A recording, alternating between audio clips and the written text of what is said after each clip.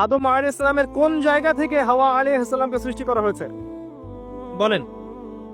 পাঁজরের হাড়, সোজা না বাঁকা? নবী সাল্লাল্লাহু আলাইহি ওয়াসাল্লাম বলেছেন, বাঁকা হাড়কে জোর করে সোজা করতে যেও না, ভেঙে যাবে। আর ওই অবস্থায় ছেড়ে দিলে বাঁকাই থেকে যাবে। নসিহতের মধ্য দিয়ে, উত্তম আচরণের মধ্য দিয়ে পথ চলতে হবে। ওয়া আশিরুহুন্না বিল মারুফ, এছাড়া কোনো অপশন নাই। আমার কথা শোনেন, এই জায়গা থেকে মেয়েদের পয়েন্টে আসছি আমি। আল্লাহ পাক আদম থেকে হাওয়া সৃষ্টি করেছেন আলাইহিস সালাম। নারী পুরুষ একে অপরের প্রতিদ্বন্দ্বী নয়, যেমনটা পশ্চিমারা শিখিয়েছে।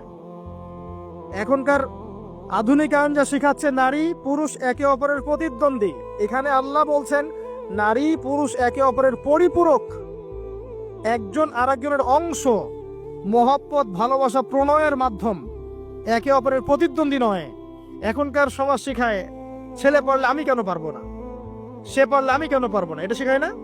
কাউন্টারিজম, মানে একে অপরের প্রতিদ্বন্দ্বী। আল্লাহ পাক বলছেন তা তোমরা একে অপরের পরিপূরক। খেয়াল করে দেখেন, এখান থেকে শুরু হয়েছে সৃষ্টি, তারপরে না সন্তানটি জন্ম নেওয়া হয়েছে।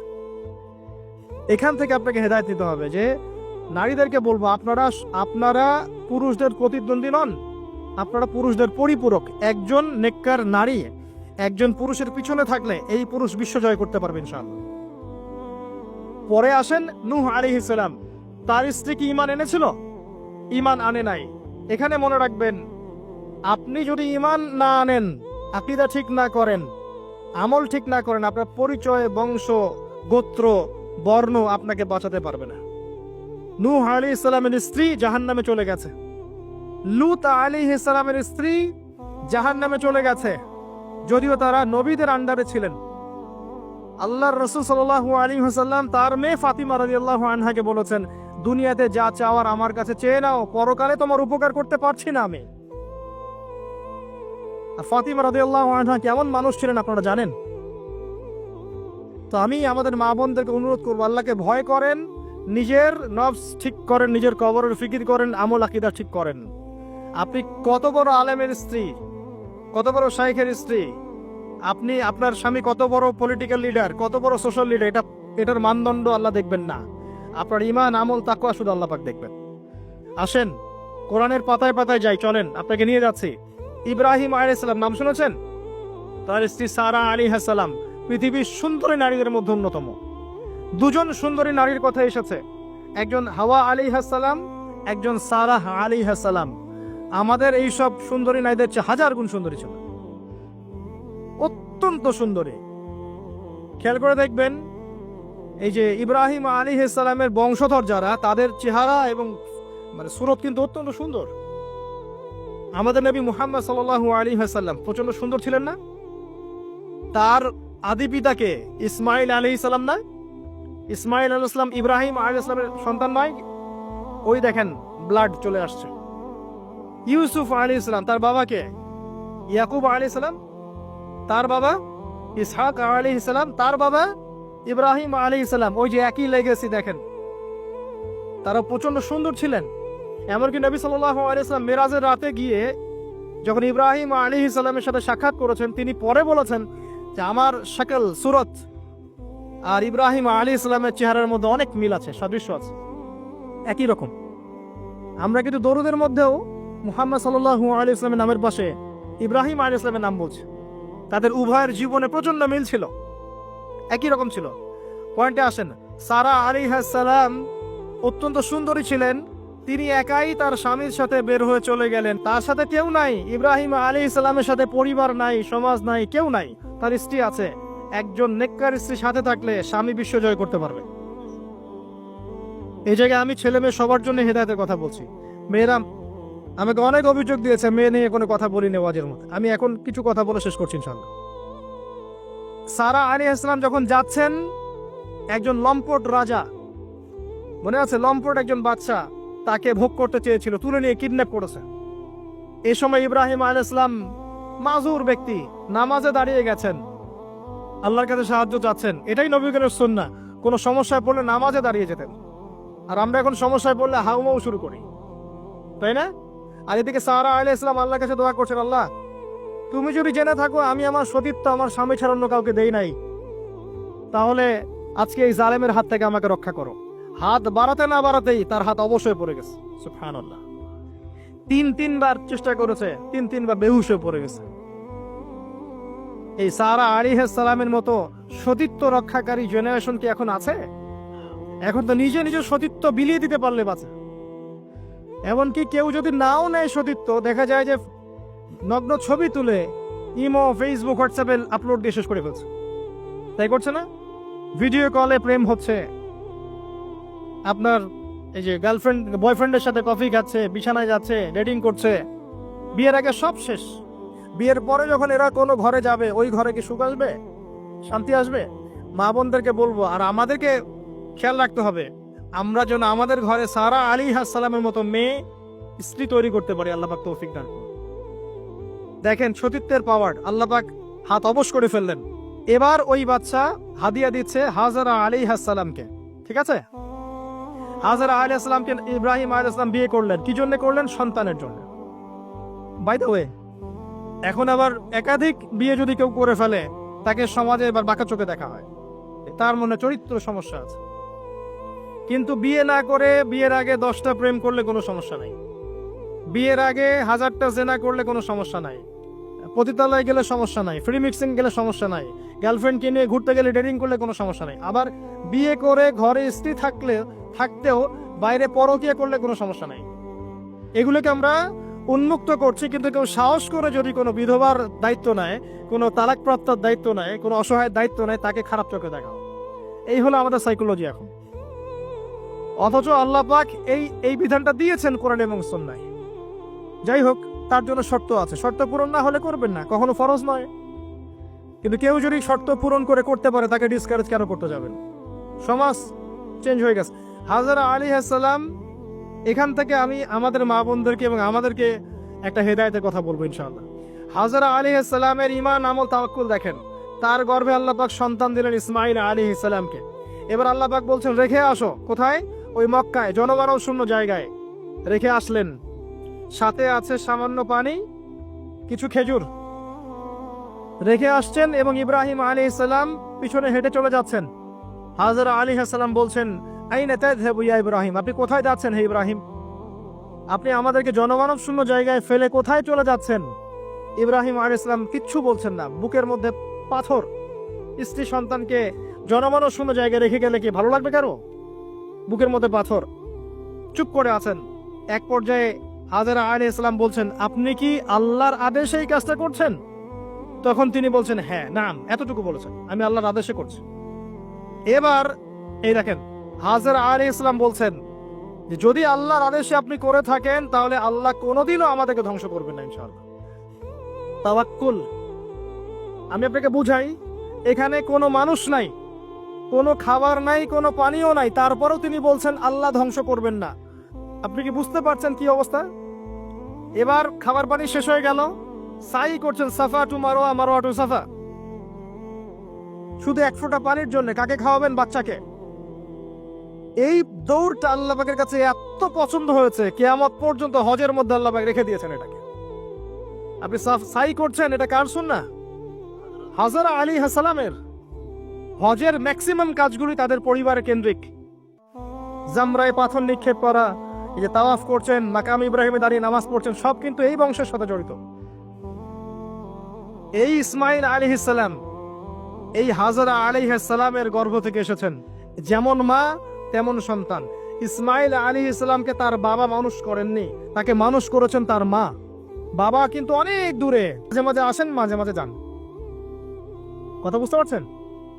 এরকম মায়ের গর্ভ থেকেই এমন সন্তান পাওয়া সম্ভব, যেই সন্তানকে তার বাবা বলছেন যে ইয়া বুনাই ইন্নী আরা ফিল মানামি আন্নী আযবাহুক, হে আমার সন্তান, আমি স্বপ্নে দেখেছি আমি তোমাকে জবাই করছি। ফানজুর মায়াদা তারা, তোমার রায় কি আমাকে বলো। এই বাচ্চা তখন বলছে, বাচ্চার বয়স 10, 12, 15, 16 এতটুকু হবে।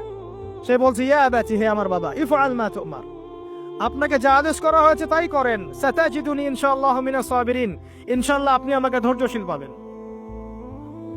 যেমন মা তেমন সন্তান। মা বলেছে আল্লাহ আমাকে দেখবে, ওই দেখেন সন্তান জবাই করে দেন, আল্লাহ আমাকে ধৈর্যশীল পাবেন ইনশাআল্লাহ। ট্রিনা কাইফ খুঁজতেছে, দিনদার মেয়ে চাই, কিন্তু সুন্দরী লাগবে আমার। কেন? একটু অসুন্দর হলে আপনার চলবে না? আপনার স্ত্রীর কাছে যা আছে অন্য মেয়ের কাছে তাই আছে, এর বাইরে কিছু নাই। আর 2 দিন পরে, 1 বছর, 2 বছর, 3 বছর পরে, 5 বছর পরে গিয়ে দেখবেন সব সমান হয়ে গেছে। এ দেহের সৌন্দর্য থাকবে না। মনে তাকওয়া থাকলে, আল্লাহ আলাম স্ত্রী হলে আপনি আপনি দুনিয়াতে জান্নাতে থাকবেন ইনশাআল্লাহ। দুনিয়াতে আপনি জান্নাতে থাকবেন ইনশাআল্লাহ। আর যদি ঘরে একটা বদকার স্ত্রী থাকে তাহলে আপনার দুনিয়ায় জাহান্নাম, দুনিয়া জাহান্নাম। অতএব বিয়ের সময় খুব কেয়ারফুল থাকবেন। আপনি দিনদার মেয়েকে প্রাধান্য দেন, এবং মেয়েদেরকেও বলবো দিনদার ছেলে ছাড়া বিয়ে করে না। অনেক বড় চাকরি করে, অনেক বড় ব্যবসা করে, এটা সেটা, নামাজ পড়ে না, এগুলো দেখছেন না, সুদের চাকরি করে, ঘুষ খায়, আপনি রাজি হয়ে যাচ্ছেন, এরপরে গিয়ে পস্তাচ্ছেন যে হুজুর আমার সংসারে অশান্তি, এটা সেটা। এখন তো পস্তায় লাভ নাই, বরং আপনার সন্তানও হবে ওই নাস্তিক প্রজন্মের মতোই, নাউজুবিল্লাহ।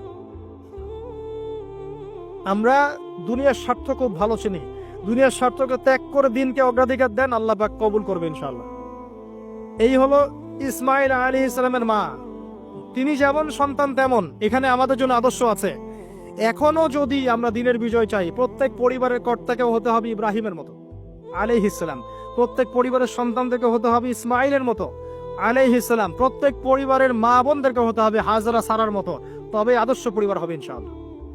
আল্লাহ পাক আমাদের সবার পরিবার এমন করে দিন, আল্লাহুম্মা আমিন। এবং এটা অসম্ভব কিছু না, এটা সম্ভব। এটা করতে গেলে আপনাকে সরকার প্রশাসন বাধা দিবে না, আপনাকে পিটাবে না, কিচ্ছু করবে না। এটা আপনার উপরে, এটা আপনি করতে পারেন। এই ইসলাম সংশোধন আপনি করতে পারেন, চেষ্টা করেন। আল্লাহ পাক তৌফিক এনায়েত করুন। আর কয়েকটা আমি নসিহত করে শেষ করছি মেয়েদের জন্য। সেটা হচ্ছে, এর পরে চলে আসেন মারিয়াম আলাইহিস সালাম। তার সতীত্ব এত পবিত্র ছিল, আল্লাহ পাক তাকে মিরাকেল বানিয়েছেন, তার গর্ভে ঈসা ইবনে মারিয়ামকে জন্ম দিয়েছেন। খেয়াল করে দেখেন, ফেরাউন, মনে আছে ফেরাউন? তার ঘরে একজন ইমানদার মহিলা ছিল না? নবী সাল্লাল্লাহু আলাইহি ওয়াসাল্লাম মেরাজে গিয়েছেন, সেখানে দেখেছেন বেশিরভাগ অধিবাসী জাহান্নামে নারী। এর মধ্যেও তিনি একটা সুগন্ধ পাচ্ছেন জান্নাতের। তিনি জিজ্ঞাসা করলেন, এই সুগন্ধ কোত্থেকে আসছে? তখন জিবরাইল আলাইহিস সালাম তাকে জানিয়ে দিলেন, এটা ফেরাউনের সেই যে দাসী যাকে ফেরাউন হত্যা করেছিল ইমানের কারণে, ওর ঘর থেকে, জান্নাতের সেই ঘর থেকে সুগন্ধ আসছে। সুবহানাল্লাহ। ফেরাউনের ঘরেও মুমিনা নারী থাকতে পারে, তাহলে আমাদের ঘরে থাকতে পারে না? থাকতে পারে। ফেরাউনের ঘটনা মনে পড়লো যে মুসা আলাইহিস সালাম, তার মা সন্তানকে ভাসিয়ে দিয়েছিলেন না সিন্ধুকে, মনে আছে? আল্লাহ পাক ওই সন্তানকে তার কোলে আবার ফিরিয়ে দিয়েছেন, মনে আছে? এখানে একটা শিক্ষা আছে। প্রিয় মা বোনরা, আপনারা যদি আপনাদের সন্তানকে আল্লাহর পথে দেন, আল্লাহ পাক আপনার চক্ষু শীতল করে দেবেন ইনশাআল্লাহ। ওই সন্তানকে ঘুরিয়ে এমন একটা অবস্থান দিয়ে আপনার কাছে নিয়ে আসবেন, আপনি ওকে দেখে পরিতৃপ্ত হয়ে যাবেন ইনশাআল্লাহ। এখানে নসিহত আছে। তিনি ভাসাতে পারছিলেন না, মন কাঁদছিল। আল্লাহ পাক মনটাকে কিন্তু নরম করেছেন, শক্ত করেছেন, মনটা শক্ত করেছেন। তারপরে আল্লাহ পাক ওখানে একটা ইলহাম করেছেন, তিনি ভাসিয়ে দিয়েছেন। তারপরে আল্লাহ পাক ওই সন্তানকে আবার তার কোলে ফিরিয়ে দিয়েছেন দুধ পান করানোর জন্য। ঘটনাটা পড়ে দেখেন। আপনি যদি আপনার সন্তানকে আল্লাহর পথে দেন, আপনার সন্তানকে যোগ্য করে আল্লাহ আপনার সামনে নিয়ে এসে দাঁড় করিয়ে দেবেন ইনশাআল্লাহ। আপনি দেখে চোখ শীতল করে ফেলবেন। আল্লাহর উপর ভরসা রাখেন। মুসা আলাইহিস সালামের কথা একটা ঘটনা মনে পড়লো। তিনি যখন ওই যে ঘুষি দিয়ে একজন মরে গেছে, তিনি চলে গেলেন ওই কওমে শুআইব মাদিয়ানে। সেখানে গিয়ে বসে আছেন এবং দেখছেন 2 জন মেয়ে পানি আনার জন্য এসেছে, তাই না? পানি আনতে পারছে না, তিনি গিয়ে হেল্প করলেন। এই মেয়ে দুটো গিয়ে শুআইব আলাইহিস সালামকে বললেন যে হুয়া রাজুলুন কাওয়িউন আমিন, একজন ব্যক্তিকে দেখেছে সে খুব কাওয়ি, শক্তিশালী এবং আমিন, বিশ্বস্ত। শুআইব আলাইহিস সালাম পাঠালেন তাকে ডেকে নিয়ে আসো। এবার এই যে মেয়েটা হেঁটে হেঁটে আসছে, এদিকে মুসা আলাইহিস সালাম গাছের আড়ালে বসে দোয়া করছেন, রব্বি ইন্নী লিমা আনজালতা ইলাইয়া মিন খায়রিন ফাকির। এই মেয়ে হেঁটে হেঁটে এসে মুসা আলাইহিস সালামকে বলছেন, আমার বাবা আপনাকে ডাকছেন। এই মেয়েটার হেঁটে হেঁটে আসাটাকে আল্লাহ পাক সূরার মধ্যে বলেছে যে এই মেয়েটা লাজুক পায়ে হেঁটে হেঁটে এসেছে। কিভাবে? লাজুক ভঙ্গিতে সে হেঁটে হেঁটে এসে বলেছে, আমার বাবা আপনাকে ডাকছেন। কথা বুঝতে পারছেন? এই লজ্জাশীলতা এখনকার মেয়েদের মধ্যে আপনি আমাকে দেখান। এই লাজুক ভঙ্গিতে হেঁটে আসা মেয়েদের যে হাঁটাটাও পর্দা, মেয়েদেরকে কে বুঝাবে হাঁটার মধ্যেও পর্দা আছে? কে বুঝাবে যে গলার ভয়েসে পর্দা আছে, চোখের চাহনিতে পর্দা আছে? একটা মেয়ে সবকিছু ঢেকেছে, মনে করেন চোখটা ঢাকে নাই। এই চোখ দুটো দেখেই একটা ছেলে তার প্রেমে পড়তে পারে। একটা ছেলে হিসেবে বলছি, এটা সম্ভব। একটা হাতের কবজি দেখে আপনি একটা মেয়ের প্রেমে পড়তে পারেন, ভালো লাগতে পারে, সম্ভব। মেয়েদেরকে আল্লাহ পাক এত সুন্দর করে সৃষ্টি করেছে। আল্লাহ পাকের সবচেয়ে শ্রেষ্ঠ সৃষ্টি হচ্ছে মেয়েরা। মানুষ তো অবশ্যই, তারপরে মেয়ে মানুষ। এই নারী আপনার হয় জান্নাতের মাধ্যম হবে, অথবা আপনার জীবনের সবচেয়ে বড় ফিতনা হবে। কারণ নবী সাল্লাল্লাহু আলাইহি ওয়াসাল্লাম বলেছেন, আমি পুরুষদের জন্য মহিলাদের চেয়ে বড় কোনো ফিতনা রেখে যাচ্ছি না। প্রচন্ড বড় ফিতনা হতে পারে, সাবধান। তো এখানে দেখেন মেয়ের হাঁটার বর্ণনা আল্লাহ পাক দিয়েছেন। এখনকার জেনারেশনে মেয়েদেরকে আপনি হাঁটা শেখান, রাস্তাঘাটে, শপিং মলসে, সব জায়গায় দেখবেন গেঞ্জি আর জিন্স আর টি শার্ট পরে, ফর্মাল পোশাক পরে, স্যুট বুট পরে ঘুরছে। মাঝে মাঝে পোশাকের এখানে ওখানে ফাড়া ছেঁড়া, এটাই নাকি স্টাইল।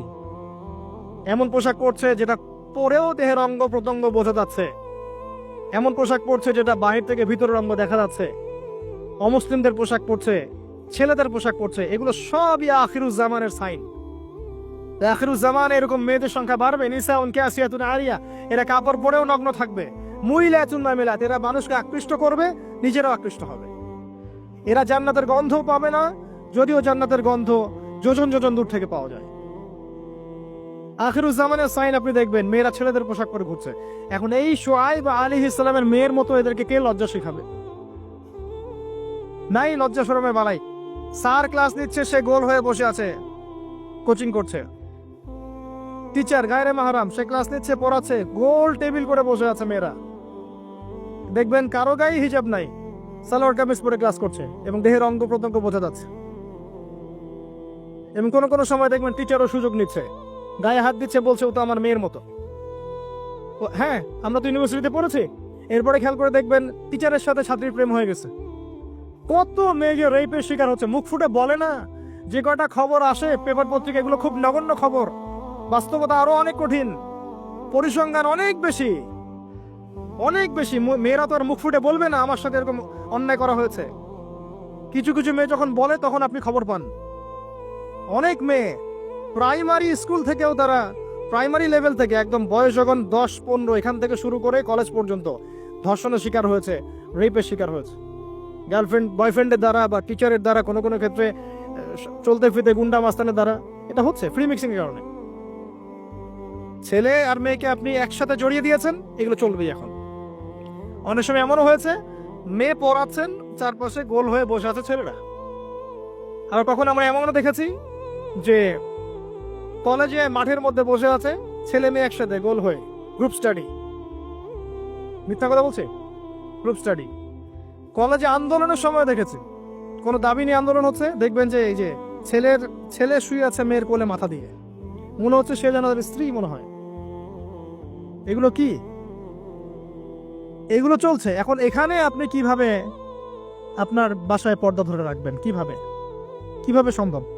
বেশি বেশি মেয়েদের যুগোপযোগী মাদ্রাসার প্রয়োজন, বেশি বেশি মেয়েদের ইসলাহি আলোচনার দরকার, মেয়েদের মধ্যে দাওয়াতি কাজের দরকার। এবং মেয়েদেরকে অনেক সময় দাওয়াতি কাজের অভাবে ভুল দাওয়াত দিয়ে বাড়ির থেকে বের করে নিচ্ছে, মাহরাম ছাড়া সফর দিচ্ছে। খেয়াল করে দেখেন, এমন অনেকও জামাত বের হচ্ছে মাহরাম ছাড়া জেলায় জেলায় সফর, দলিল দিচ্ছে এটাও নাকি জিহাদ। নাউযুবিল্লাহ। কিভাবে হচ্ছে? কারণ আমরা যেহেতু ওদের দাওয়াতটা কমিয়ে দিচ্ছি, মেয়েরা মেয়েদের মধ্যে দাওয়াতি কাজ করছে না, দাওয়াত সংকীর্ণ, বেদাতিরা এবং ভ্রষ্ট যারা পথভ্রষ্ট, এরা ওদেরকে ঘর থেকে বের করে নিচ্ছে। ইসলামের নামেও বোরখা পরিয়েও বের করে নিচ্ছে। খুব অবস্থা খারাপ। আপনি খেয়াল করেন, দেখবেন এগুলো ধরতে পারবেন। তো এই বিষয়গুলো খেয়াল রাখেন। কোরআনের পাতায় পাতায় হেদায়েত আছে।